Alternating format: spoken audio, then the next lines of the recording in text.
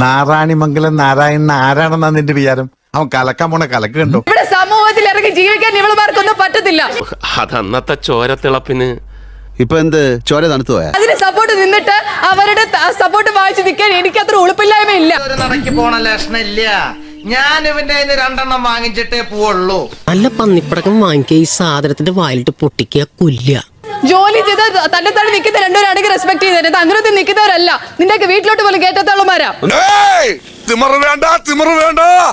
വേണ്ട കുറെ നാളായി നിന്നെ സഹിക്കുന്നു. വേണ്ട വേണ്ടെന്ന് വെക്കുന്തോറും A few moments later. ആരാണ് വീട്ടിൽ കയറ്റാൻ കൊള്ളാത്ത ആൾക്കാർ? സമൂഹത്തില് ഒരു വിലയില്ലാത്ത ആൾക്കാർ ആരാണ് എന്ന് പറയൂ. നിങ്ങൾ ആരെയാണ് ഉദ്ദേശിച്ചെന്ന് പറയണം. ഇതിനെക്കുറിച്ച് എത്ര ഇമെയിലുകളും എത്ര കമന്റുകളുമാണ് ഞങ്ങൾക്ക് വന്നിരിക്കുന്നത്. ഞാൻ മുത്തച്ഛന്റെ കൂട്ട് ഞാൻ മാത്രമല്ല അവരെല്ലാം അല്ലെങ്കിൽ ജോലി എടുത്ത് ജീവിക്കുന്ന ലക്ഷ്മി ഇപ്പൊ ജോലി ചെയ്യുന്നുണ്ടോ? ഉണ്ട്. അപ്പൊ ആരാണ് അവിടെ ജോലി ചെയ്യാതെ ജീവിക്കുന്ന ആൾക്കാർ? എനിക്കറിയാൻ തന്നെ ചോദിക്കും. അതൊക്കെ എന്ത് സുഖം ഇതിനകത്ത് കിട്ടുന്നത്? വന്നപ്പോ നിങ്ങൾ ഈ ഷോ കണ്ടിട്ടാണ് വരുന്നത്. നിങ്ങളുടെ ആരൊക്കെ ഉണ്ടെന്ന് നിങ്ങൾക്കറിയാം. നിങ്ങൾക്ക് അത് താല്പര്യമില്ലെങ്കിൽ വരരുത്. തന്നെ കൊണ്ടൊന്നും കൂട്ടിയേ കൂടില്ല. നല്ല പ്രായണ്ടല്ലേ, വല്ല പണിക്ക് പോയിക്കൂടെ? എന്ത് ചെയ്യാനാടാ, ഞാൻ ഇങ്ങനൊരു ദുരന്തനായി പോയി. ആരെ ഉദ്ദേശിച്ചാണ് പറഞ്ഞത്? ഇതിന് ആൻസർ ചെയ്തേ പറ്റൂ. ഞാനിങ്ങനെ ചോദിച്ചുകൊണ്ടിരിക്കാൻ എനിക്കിവിടെ സമയമില്ല. ഇനി നമ്മൾ എന്ത് ചെയ്യുമല്ലയ്യ?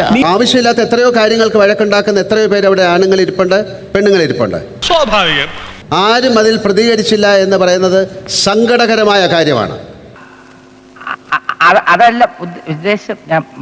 ലെസ്ബിയൻ കപ്പിൾസിന്റെ റിലേഷൻഷിപ്പ് ഇത്ര നോർമലൈസ് ചെയ്തതിനോട് ഞാൻ യോജിക്കുന്നില്ല. എനിക്ക് പേഴ്സണലി അതിനോട് വിയോജിപ്പുണ്ട്. നിങ്ങളുടെ വിയോജിപ്പ് അവർക്കെന്താ? അവർ അതാണ് ഞാൻ ജോലി പറഞ്ഞത്. അവര് ജോലി ചെയ്ത് ജീവിക്കുന്നവരല്ലേ? നിങ്ങളുടെ ചെലവിൽ ജീവിക്കുന്ന ആളാണോ? പോയല്ലേ? നിങ്ങൾക്ക് ഞാൻ എന്റെ വീട്ടിൽ കയറ്റുമല്ലോ. അവരെ വരുത്ത എന്റെ വീട്ടിൽ വന്നു കിട്ടിയല്ലോ. എന്താണിത്? ഏത് സമൂഹത്തിലാണ് നിങ്ങൾ ജീവിക്കുന്നത്? നിങ്ങൾ പുറത്തൊക്കെ ജീവിച്ച ആളല്ലേ? ഞാൻ കുറച്ച് ഓവറായില്ലേ? ഞങ്ങൾ എന്തിനാണ്? ഞങ്ങൾ മണ്ടന്മാരാണോ ഇങ്ങനെ ഷോയിൽ അവരെ അക്സെപ്റ്റ് ചെയ്യാൻ? ഇനിയെങ്കിലും എല്ലാരെയും കൊണ്ട് അതും ഇതും പറയിക്കാതെ ഒരു നല്ല രീതിക്ക് ജീവിച്ചൂടെ? ഞങ്ങൾക്ക് ആർക്കും ഒരു പ്രോബ്ലം ഇല്ലല്ലോ. നിങ്ങൾ എന്ത് മോശമായിട്ടാണ് സംസാരിച്ചിരിക്കുന്നത്. വല്ലാത്ത തലവേദന. ഞാനൊന്ന് കിടക്കട്ടെ. ഇങ്ങനെ ഒരു ഡിസ്കഷൻ നമ്മൾ കുറച്ച് പേരിൽ വന്നപ്പോൾ ഞാൻ ചോദിച്ചിരുന്നു. ഐ തിങ്ക് ഇറ്റ്സ് മൈ ഇരിക്കൂ, ഞാൻ സംസാരിക്കാം മസ്താനിയോട്.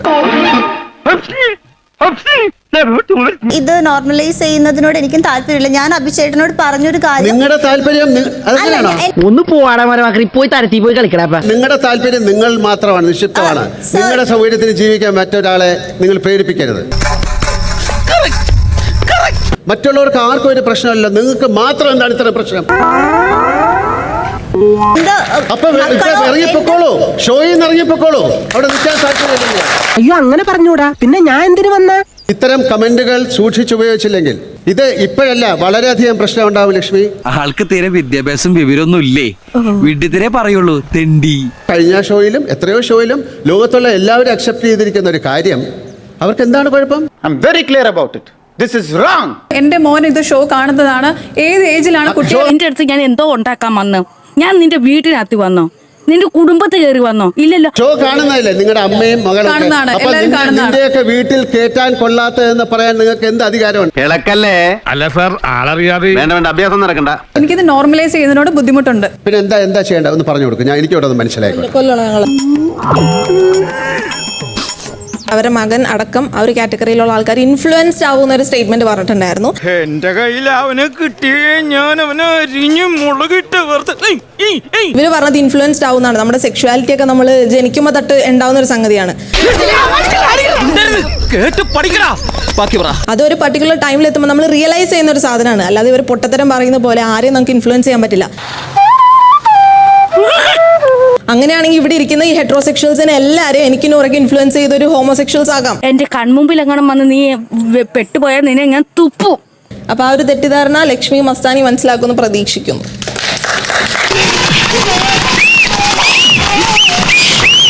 എല്ലാവർക്കും ഡിഫറെന്റ് പെർസ്പെക്റ്റീവ്സ് ഉണ്ടാവും. എന്റെ കാഴ്ചപ്പാട് ഇതാണ്. പെമ്പിള്ളേരായ കുറച്ച് അടക്കമൊതുക്കൊക്കെ വേണം. അതെങ്ങനെയാ? നീ ആണാണോന്ന് എനിക്കൊരു സംശയമുണ്ട്. കാഴ്ചപ്പാടിലാണോ നിന്റെയൊക്കെ വീട്ടിൽ കയറ്റാൻ കൊള്ളാത്തതെന്ന് പറഞ്ഞ ആ വാക്കാണ് ഞാൻ. എനിക്ക് നിങ്ങളുടെ കാഴ്ചപ്പാടിലോ കാര്യങ്ങളിലോ ഒന്നും പ്രശ്നമില്ല. എനിക്ക് സംസാരിക്കുന്ന താല്പര്യമില്ല. എന്നിട്ട് നിങ്ങളുടെ വീട്ടിൽ കേട്ടില്ല? അക്ബറിന്റെ വീട്ടിൽ നിങ്ങളുടെ വീട്ടിൽ കേറ്റോ? ഇല്ല. അപ്പൊ അത് വിഡ്ഢിത്തരം പറയാതിരിക്കാ. മനഃപൂർവ്വം പറയണതല്ല, ജന്മനാ വിഡ്ഢിയാണേ. എന്നെ കഷ്ടല്ലേ? Common sense ഇല്ലാത്തതിന്റെ കുഴപ്പേ. അത് പറഞ്ഞാ പോരെ. വീട്ടിൽ വരേണ്ട ആവശ്യമില്ല. നമ്മൾ ഏതാണ്ട് പിന്നാലെ നടക്കണ മാതിരിയാണ് നമ്മൾ വീട്ടിൽ കയറ്റാൻ. അക്ബറിന്റെ വീട്ടിൽ നിന്ന് തന്നെ പറയുന്നുണ്ട് അവരായിട്ട് കൂട്ട് വേണ്ടെന്നുള്ളത്. നിങ്ങൾ കേട്ടോ? ദൈവമേ മൂർഖനെയാണല്ലോ ചവിട്ടിയത്. നിങ്ങൾ കേട്ടോ? ഇതിനകത്ത് നിങ്ങൾ കേട്ടോ? നിങ്ങൾ കേട്ടോ? ഇല്ല. പിന്നെന്താ? ഞങ്ങൾ കേട്ടിട്ടില്ല. ഞങ്ങൾ കേട്ടിട്ടില്ല. പിന്നെ നിങ്ങൾ എങ്ങനെ കേട്ടു? നീ ഗാന്ധിജിയാടാ, താടിയും മുടിയും വളർത്തിയ മഹാത്മാഗാന്ധിജി. ഇങ്ങനെയാണോ ഒരു ഷോയെ കാണണ്ടേ? ഇരിക്കൂ. എനിക്ക് സംസാരിക്കാൻ ലജ്ജ തോന്നുന്നു. അയ്യേ, ആലോചിക്കും തോറും നാണിച്ച് തൊലി പൊളിയുന്നു. ലാലേട്ടപ്പ ലക്ഷ്മി ഉള്ള കാരണം ലക്ഷ്മിയുടെ മക്കൾ ഇപ്പൊ ഇത് കാണല്ലേ? ഇത്ര ബുദ്ധിമുട്ടി കൂടെ വരണോ? എന്റെ ഒരു ആഗ്രഹം ലക്ഷ്മി വീട്ടിൽ നിന്ന് മാറുന്ന തന്നെ ആ മക്കൾ നല്ല രീതിയിൽ വളർന്നു വലുതാവും. എനിക്ക് എന്താണ് ഒരു കുറവ്? നിനക്ക് കുറവേ ഉള്ളൂ. കൂടുതലില്ലാന്ന്. ഈ ഷോയിൽ വന്നിട്ട് എന്താ കാണിക്കുന്നത്, എന്ത് മെസ്സേജാ കൊടുക്കുന്ന കമ്മ്യൂണിറ്റിക്ക്? അതിന്റെ ആവശ്യമില്ല. അവരുടെ ലൈഫ് തന്നെ ഒരു മെസ്സേജാ. എങ്ങനെ സഹിക്കണു ഈ മുതലിനെ? ഓക്കെ ഓക്കെ ഓക്കെ, എന്നാൽ ഇനി ഞാനൊരു സത്യം പറയാം. എന്തെങ്കിലും കുത്തി കേട്ടി തന്നെ വായിക്കാം. അതില നൂറ എവിടെയാണ് വർക്ക് ചെയ്യുന്നത്? ഞങ്ങൾ വിപ്രോയിലാണല്ലോ ലേട്ടാ വർക്ക് ചെയ്യുന്നത്. ഭയങ്കര അവര് വിപ്രോയില് വർക്ക് ചെയ്ത് അവർക്ക് ശമ്പളം കിട്ടി ഹാപ്പി ആയിട്ട് ജീവിക്കുന്ന ആൾക്കാരാണ്. സൈബർ അല്ലാതെ അവര് സെക്യൂരിറ്റി ജോലിയില്ലാത്ത ആൾക്കാരല്ല. എന്റെ ജീവിതത്തിൽ ഞാൻ ഇങ്ങനെ ചമ്മിട്ടില്ല. എന്തോ അല്ല, എന്റെ അമ്മായി നമ്മുടെ മുമ്പിൽ ഒഴിച്ചു. കലിപ്പ് തീരുണ്ടോ ദൈവമേ, അവന്റെ മോന്ത കണ്ടില്ലേ? ഏത് മാഷാണ് നിന്നെ പഠിച്ചു? Professor Joseph Anjarakandy. ലക്ഷ്മി പറഞ്ഞ കാര്യം ശരിയാണെന്ന് തോന്നുന്ന ഒരാളുണ്ടെങ്കിൽ കൈവെക്കൂ. ലക്ഷ്മിക്ക് കൈവെക്കാം. ലക്ഷ്മിക്ക് കൈവെക്കാം. കാര്യം ലക്ഷ്മിയാണല്ലോ പറഞ്ഞിരിക്കുന്നത്. മക്കളെ, നിന്റെ ഒരു ഫോട്ടോ എനിക്ക് കിട്ടൂടാ. ഫ്രെയിം ചെയ്ത് വീട്ടിൽ കെട്ടിത്തൂക്കാനാ. ഞാൻ ആ സ്റ്റേറ്റ്മെന്റിനോട് ഞാൻ കൈ പൊക്കണോ? വേണ്ട. വാസു, ഇവൻ ഞാൻ ഉദ്ദേശിച്ചതിനെക്കാളും തറയാണല്ലേ തത്തറ. അതെ, ഞങ്ങൾ എന്താണ് ചെയ്യേണ്ടത്? ലക്ഷ്മി പറഞ്ഞു തരൂ. ഇങ്ങനെ മിണ്ടാൻ പറ്റാതെ നിൽക്കുന്നതിന് ഞങ്ങളുടെ നാട്ടിൽ എന്താ പറയാന്നറിയോ? അണ്ണാക്കിലെ പിരിവെട്ടി.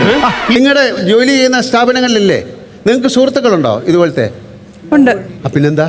ഇനിയിപ്പോ എന്താ ചെയ്യാ? ഒരു ആന കുത്താൻ വരികയാണെന്ന് കരുതി നീ അങ്ങോട്ട് നേരിടുക. എനിക്ക് അക്സെപ്റ്റ് ചെയ്യാനല്ല ബുദ്ധിമുട്ട്, എനിക്കിത് നോർമലൈസ് ചെയ്യുന്നതിലാണ് ബുദ്ധിമുട്ട്. ഇവൻ സമനില തെറ്റി ചെയ്യുന്ന ഈ ഇടയായിട്ട് ഇതിന്റെ സ്ഥിരം പരിപാടിയാ. ലക്ഷ്മി, ഞാൻ കഴിഞ്ഞിട്ട് ഇത്രയും ബുദ്ധിമുട്ടിയിട്ട് എന്തിനാണ് അവിടെ നിൽക്കുന്നത്? ഇറങ്ങുന്നോ അതോ ഞാൻ ചവിട്ടി ഇറക്കണോ? ഇറങ്ങടാ. നാളെ മുതൽ നിങ്ങൾ ഇവരെയല്ലേ കാണണ്ടേ? അവര് നിങ്ങളെല്ലേ കാണണ്ടേ? എന്തിനാണ് ഇത്ര കഷ്ടപ്പെട്ട് നിൽക്കുന്നത്? എന്തിനാണ് ഈ ഷോയിൽ വന്നത്? എന്റെ അടുത്ത് ചോദിച്ചിട്ടുണ്ട്, ആയു സ്ട്രൈറ്റ്, ആയു?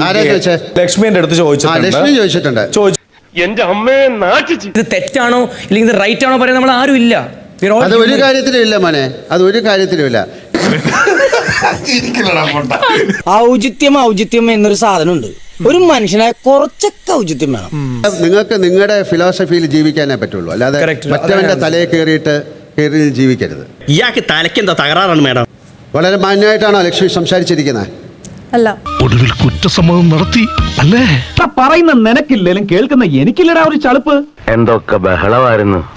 മലപ്പുറം കത്തി,